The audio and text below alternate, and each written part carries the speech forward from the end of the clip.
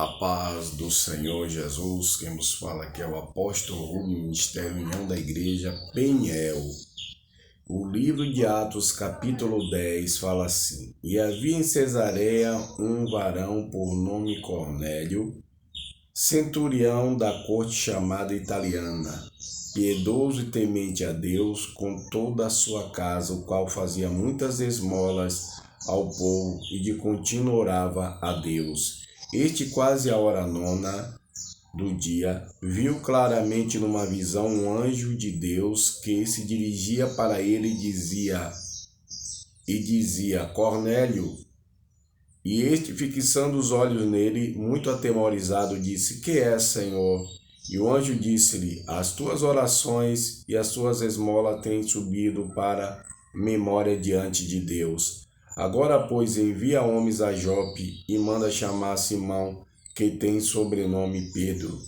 Este está com certo Simão curtidor que tem a casa junto do mar, e ele te dirá que deves fazer. Aleluia! Louvado seja o Pai, o Filho e o Espírito Santo. Vamos falar um pouquinho dentro desse tema. Não sei se vocês já observaram, eu não costumo muito falar dentro da letra. A palavra de Deus é maravilhosa, é fonte de vida, mas eu prefiro, dentro da palavra, seguir a revelação do que Deus tem para cada um de nós todos os dias, né? Então eu leio a palavra e deixo o Senhor e permito o Senhor se revelar através do meu ministério para falar com a igreja, com as pessoas. Mas vamos lá. Cornélio centurião, glória a Deus. Centurião quer dizer um homem que comandava 100 homens, né? Ele comandava 100 homens. E o que acontecia? Ele era um homem temente. Se a gente for ler todo o capítulo, porque fica extenso o vídeo, não permite. Se eu ler todo, aí acaba o vídeo. Aí eu leio uma parte e falo dentro do texto e contexto.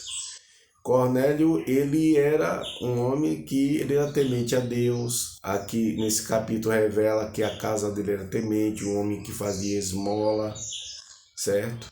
Que cuidava de pessoas, era caridoso, né? Temente, buscava, jejuava. E você vai observar nessa passagem alguns acontecimentos. Um deles, o anjo vem e fala com ele e manda com que ele procure Pedro. Por quê? Porque ele era um religioso, mas não era um salvo. Fazia caridade, mas não era um salvo, né? Ele dependia do evangelho da graça. Ele estava acostumado a lidar com a lei, né, com as coisas da lei, e ele era só religioso. Ele temia Deus e por causa disso o Senhor revelou a salvação, a graça para ele. A parte com que eu começo falando é sobre a salvação.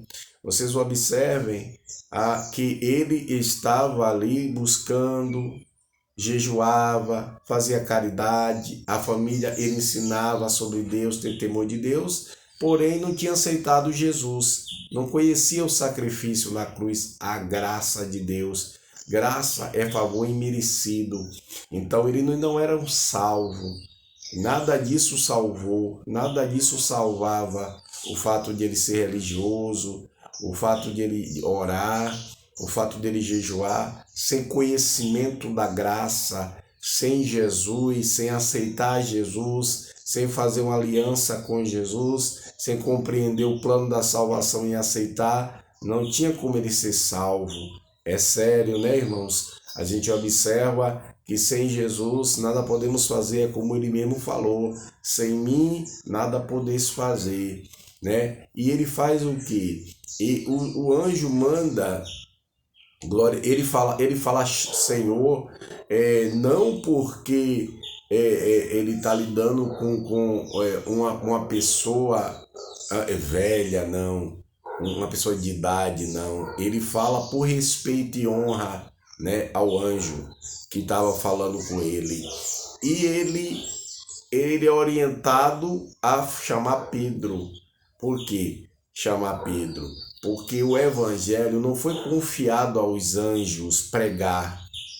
O evangelho foi confiado aos pastores, aos homens pregarem o evangelho. O Senhor não confiou isso aos anjos. Então o anjo o orienta a ele procurar a Pedro, que Pedro o orientaria o que tinha que ser feito. E o Senhor falou para ele, através deste anjo, o mensageiro, que desde que ele jejuava, se humilhava diante do Senhor, ele era ouvido, né? Glória a Deus, que bom buscar o Senhor, mas sem aceitar Jesus, tudo isso se torna vão, né? Tudo isso não salva. Ser religioso, né? Frequentar uma religião, não salva ninguém. O que salva é a fé em Jesus, é aceitar Jesus e permanecer. Glória a Deus. Ele procura Pedro, e Pedro estava sendo trabalhado ainda. No que Pedro estava sendo trabalhado? Pedro tinha uma dificuldade com ele. Pedro, ele estava entre os gentios, que é o povo de todas as nações fora de Israel, que tem costume diferente, né? Porque o evangelho vem dos judeus.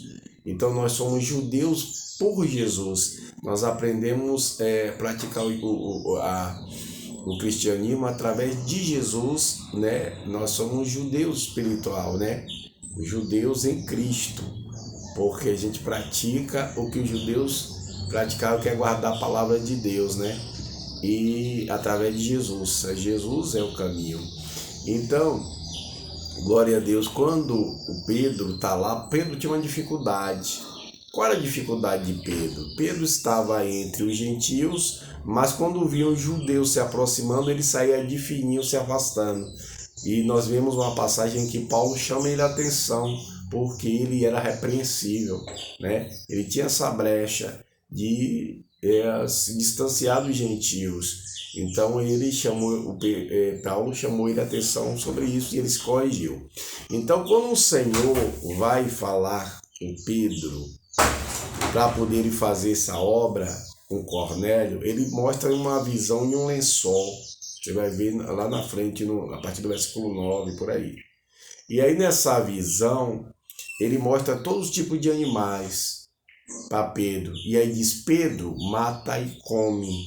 Glória a Deus, Pedro mata e come. Aí a visão falou a ele, né? O Senhor falou na visão. Isso quer dizer que o Senhor revela. Existem dons, 1 Coríntios 12. O Senhor manifesta a visão, o Senhor fala em revelação. E aí, quando ele disse para o Senhor replicando, Senhor, nunca comi coisa comum imunda, porque na lei aqueles animais era impedido comer. As pessoas eram impuros para Deus, aqueles animais. E aqueles animais mesmo, foi que o Senhor estava mandando ele matar e comer. Aí quando ele disse, Senhor, nunca comi coisa comum imunda, o Senhor disse, não faça tu imundo que eu purifiquei. Então, quando Jesus morreu na cruz, ele limpou aquilo que era impuro, se referindo aos animais, né? Não é como o homem para ser limpo pelo sangue, ele tem que aceitar e confessar o sacrifício de Jesus e permanecer nele. Então, o Senhor estava falando sobre Cornélio, porque existia uma separação, né? Pedro tinha essa divisão, e ele tinha que compreender que o evangelho era também para os gentios. Jesus morreu por todos, para salvar a todos. Então o Senhor explicou isso através dessa visão. Foi que Pedro foi entender que Jesus morreu por todos, purificar a todos, salvar todos. Esse é o desejo do Senhor, porque ele morreu na cruz para salvar, mas nem todos querem aceitar. Muitos não creem, muitos murmuram, muitos blasfemam, muitos desfazem da palavra, não sabendo que está jogando com a própria salvação, né? E aí o que é que acontece? Quando Pedro é visitado pelos varões que vieram da parte de Cornélio, que chama ele já está sabendo o que vai fazer. Chega lá, Cornélio já reuniu a família toda para ouvir a palavra, e aí quando Pedro prega, o Espírito Santo vem sobre ele e os batiza. Jesus batiza, na verdade, ele no Espírito Santo, porque quem batiza é Jesus. no Espírito Santo, na pessoa da Trindade Santa, na terceira pessoa. O Espírito Santo veio sobre ele e eles começaram a ser renovados, quer dizer, foram batizados. Então a gente observa que o Senhor tem pressa em fazer, que faz parte da salvação o batismo no Espírito Santo.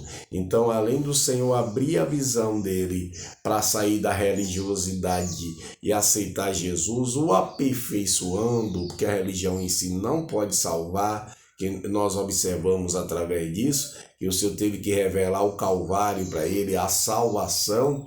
Então, aí após isso veio o batismo. É necessário a igreja buscar o batismo, é necessário a igreja se encher do Espírito, é necessário a igreja buscar os dons. É triste ainda o fato de ter muitas igrejas ainda que não creem no batismo e não são incentivadas a buscar o batismo no Espírito Santo. Nós sabemos que nós temos que buscar o batismo no Espírito Santo com jejum e oração, com consagração, com insistência, com perseverança e dando glória a Deus, porque, aleluia, com a boca fechada também não pode. Jesus não batizou na época porque ele não tinha sido glorificado, né? Aleluia. Então, as pessoas precisam aceitar Jesus, permanecer, buscá-lo e glorificar que ele é santo, que ele é poderoso, e ele é, que sem ele nada pode se fazer, adorando, clamando, sujeitando a ele, até que o Senhor o batize no Espírito Santo, para poder continuar com a obra da salvação, aleluia, fortalecendo, dando sabedoria, usando como instrumentalidade para salvar a outros. Amém? Então entendemos mais ou menos, glória a Deus, o que aconteceu com Cornélio, quem era Cornélio, e a obra de salvação como alcançou. Então que nós venhamos sair da religiosidade e buscar de fato o Salvador. Quem já aceitou Jesus, permaneça. E quem não e só é um religioso, procura aceitar Jesus. Você já observou que Cornélio era religioso, mas ainda não era salvo. Dava esmola, mas não era salvo. Quantos que dizem que são salvos por dar esmola? Não é o suficiente. Entendeu? Você pode dar o corpo até para ser queimado, mas se não tiver amor, não, nada será, nada adiantará. 1 Coríntios 13, isso se refere ao amor de Deus, à salvação, à graça. Graça, como eu disse, é favor imerecido. Jesus te ama, então apresse em confessá-lo como Salvador. Aleluia, porque a religião em si não o salvará. Nós vimos isso no relato bíblico. Que Deus aplique a sua palavra nos nossos corações. Shalom Adonai.